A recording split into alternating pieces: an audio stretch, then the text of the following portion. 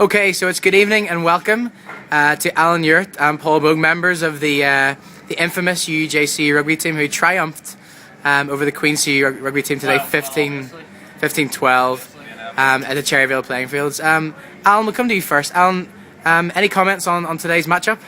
Well, I really thought that we really did have an edge in the end. It was a toughly fought match, but I really think the long journey across Belfast really did have its toll on the Queen's players. They were fatigued when they arrived. Yeah. Also going back to some of the techniques we were talking about yesterday, there were some fierce attackings and there were some vicious shrugs. But at the end of the day, the squats really played their role and we came through victorious. And obviously nobody likes a vicious shrug, Alan. No, not at all. I can actually give you a demonstration here and now. Okay. That is truly vicious. And Alan, as well, just to not to spark any controversy, but I believe there was some rumours of 2 ineligible players playing for the Queen's team today. Well, to the untrained eye, I would say there were 2 players, but to my trained eye, there was 40 because I was counting. Wow. Okay. And Paul, great performance in the wing today from you, man. Great to see you out there. Halftime team talk. You were talking earlier on. You're inspired at halftime. What kind of stuff was going on at halftime in that circle? I think you could just put the halftime team talk down to the halftime crayon munch. I think the quality of those Crayolas that we munched on, it just shone through. And I think the performance from Paul Mawhinney was just sensational. So I think he must have had a few of those crayons stuck up his nose. He was on fire. I think the Early Learning Centre sponsorship really did do it for us. It was definitely the building block to your win. Yeah. And also, I think Queens came, we thought they were going to be formidable opposition, but at the end of the day, we took them to the pier.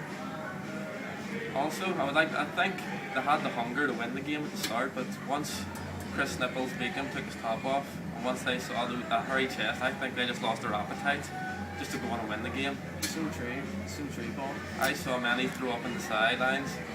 Their stomachs weren't ready for that. Those truly were disturbing scenes. You know what else was disturbing?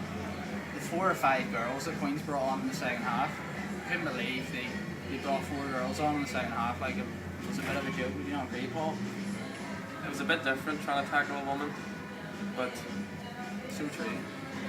Definitely true. Great. Well, guys, thank you for joining us, and once again, congratulations on your win today. Thank you, Mark. Hi, Brian. Yeah, Brian McLaughlin, the Ulster coach. How's it going? Yeah. You're actually looking some of the Jordanstown boys to play for Ulster. Yeah. Andrew Crackin Craner. I'm sitting with him right here, right now. Definitely, I'm sure he'd be up for that. I'd put that to him. I'm sure I'd get back to you, Brian. Okay, thanks now. Okay. Brian McLaughlin there. That's the coach. That's Brian. Brian thinks you're quite a talent. He saw your try today. Oh, did I? Sorry, we're an interview here. Sorry. Please, come on.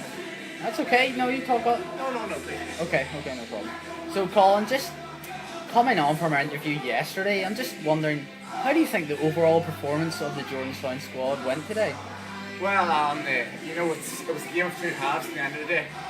I felt that the Queens played well around the fringes, but Jordanstown's forwards just really controlled the whole middle of the park there, and then whenever you have backs here like Andrew Crackin Craney just taking storming runs up the pitch, it's just a winning combination. I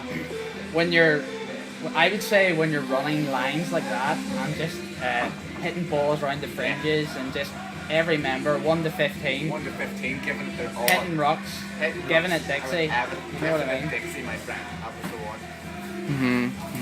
Andrew, good to see you. Just congratulations again on your win today.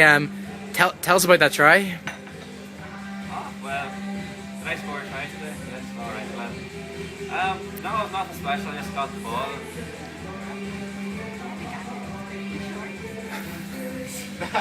Andrew does look great in shorts. Even I find his shorts quite attractive. Three cheers. I'm not being weird or anything. I actually mean that. 3 cheers for Andrew's shorts, yeah. Back to the try, Andrew. Yeah, let's say I just ball came across. Whose phone's that? I'm having enough of this phone. Sorry, Colin. It's just You took a Hey, phone switch- call. I thought because switch you it took a off. phone call, I could take a phone No, call. you cannot. This is not acceptable.